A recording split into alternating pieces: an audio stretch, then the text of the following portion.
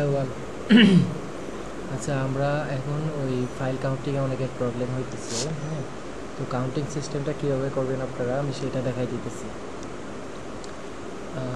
কাউন্টিংয়ের জন্য আপনাদের কমপ্লিট ফাইলটা ওপেন করবেন। ওপেন করার পরে শর্ট অ্যান্ড ফিল্টারে যাবেন, যাওয়ার পরে ফিল্টার অপশনটা ক্লিক করবেন।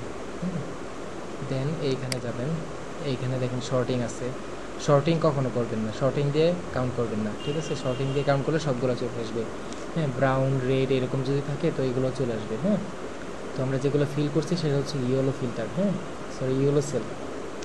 ইয়েলো সেলটা আপনারা সিলেক্ট করবেন। সিলেক্ট করার পরে শুধু ইয়েলো সেলগুলোই আসবে এইখানে, ঠিক আছে? আপনার এই ডেসক্রিপশন দেন আপনারা এই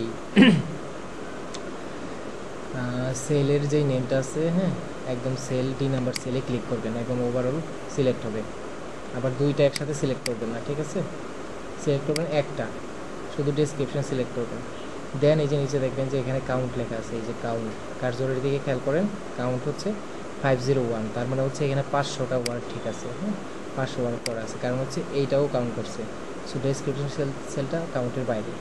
আপনার কাজ হচ্ছে 500, এখানে ফুললি 500 সেল কাজ করা আছে। তো এইভাবে আপনার কাউন্টটা করে নোটপ্যাডের ভিতরে প্লাস প্লাস করে আমাকে জানাই দেন কতগুলো কাজ হয়েছে।